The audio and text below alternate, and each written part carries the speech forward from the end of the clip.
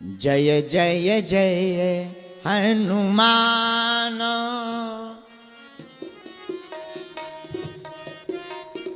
हनुमान जी के नाम पर सदगुरु को याद करते हुए हम सबने गया की इस धरती पर भाव गाया। हनुमान चालीसा की चौपाई श्री गोस्वामी तुलसीदास जी ने हनुमान जी को गुरु रूप में देखा। अच्छा, तुलसी तुलसी सब कहे, तुलसी बन की घास, और कृपा भई रघुनाथ की, सो बन गए तुलसीदास। न पत्नी धक्का देती, न तुलसीदास तुलसीदास हो पाते। लेकिन इसका मतलब यह नहीं है कि विवाहित पुरुष कल ही पत्नी का धक्का खाएं। हाँ, पत्नी के धक्का से भी तुलसीदास नहीं बनते हैं। वो तो क्रांति थी, होती है, हो जाती है, कई बार हो जाती है। खैर, विवाह होने के बाद ज्यादातर लोगों को सन्यास याद आता है। तुलसीदास जी को पत्नी का धक्का लगा, पत्नी मायके चली गई। प्रेम इतना, नया नया विवाह, रात को गैया चरा के आए, गैयों को बांधा, बरसात का मौसम, सोचा घर पे घरवाली तो है ही नहीं, कौन घर पे रहे, ससुराल चलो। दिन में पत्नी गई, शाम को आप चल दिए। बरसात का मौसम, नदी आ गई, पर पत्नी की इतनी याद सता रही। हम नदी आई तो आई, वो बात भी सही है, समुद्र भी पार करना पड़े तो तेरे लिए कम है। नदी में कूद गए, थोड़ा डूबने भी लगे। सामने से एक लकड़ी जैसा कोई नाव का एक टुकड़ा चला जा रहा था। दिखाई तो पड़ा कि लकड़ी का टुकड़ा है, पर वास्तव में मुर्दा था। शव को पकड़कर पार हो गए। उस किनारे पहुंचे। रात का अंधेरा, दीनबंधु पाठक की पुत्री के घर पर, इनका पुत्री के साथ इनका विवाह हुआ था। दीनबंधु पाठक के घर पहुंच गए। 2 मंजिला मकान, रात को ही चढ़ गए। अटारी पर पत्नी रहती थी। विवाह होने के बाद उसने बता रखा था कि हमारा मकान बहुत अद्भुत है, अटारी पर रहते हैं, झरोके की हवा आती है। इन्हें ध्यान तो था ही, पत्नी ने कहा था अटारी पर रहते हैं। चढ़ गए।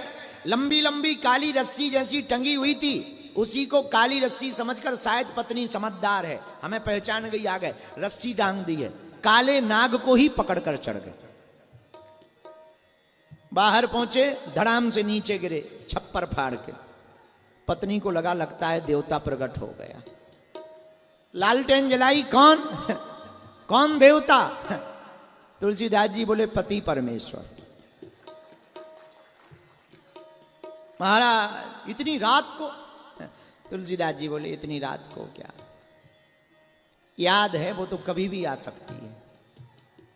बरसात थोड़ी है कि बादल के आने के बाद ही बरसेंगे। याद है, याद आई, हम आ गए। पत्नी को बड़ा बुरा लगा। ये तुम्हारे शरीर में क्या लतपत लगा है पता नहीं। नदी में एक टुकड़ा मिला, लकड़ी का, पार हो गए। पत्नी ने सूंघा, अरे राम राम राम, दुर्गंध नहीं आ रही है? तुलसीदास जी बोले हमें तो तुम्हारे प्यार की सुगंध आ रही। पत्नी समझ गई इनकी मति मारी गई। और सच कहते हैं लोग, प्यार अंधा होता है। देख रहे हो तुलसीदास जी जैसे अंधे, ऐसा है नहीं, ये तो घटना है। पत्नी ने कहा गजब की बात है, चढ़े कैसे ऊपर? अरे पगली है, तूने रस्सी लटका रखी थी, उन्हीं को पकड़कर दिया सलाई ली, लालटेन को जलाया। दिया सलाई को ले जाकर के लालटेन से देखा, काले काले नाग लटक रहे थे।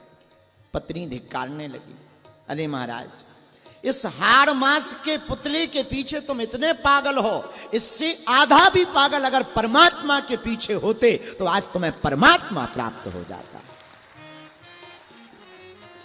ये चोट तुलसीदास जी को लग गई, मन में क्रांति हो गई। हमसे बहुत लोग पूछते हैं गुरु के ज्ञान को क्यों लेना चाहिए, कथा को क्यों सुनना चाहिए? इसीलिए सुनना चाहिए, ना जाने कौन सा शब्द तुम्हारे दिल में चोट कर जाए और तुम्हें भगवान की तरफ मोड़ दे।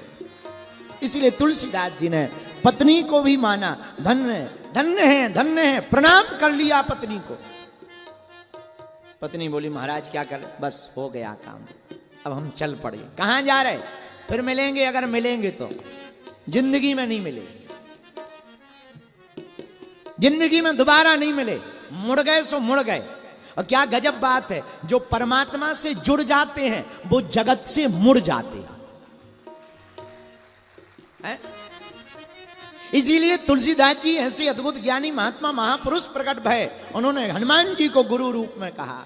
जैसे पत्नी ने एक शब्द से हमारे अंदर क्रांति खड़ी कर दी, उसी प्रकार हे हनुमान जी जय जय जय हनुमान गोसाई, जय जय हनुमान गोसाई, कृपा करो गुरुदेव की नाई, कृपा करो गुरुदेव की नाई, कृपा करो। जैसे गुरुजी शिष्यों पर कृपा करते, कैसे?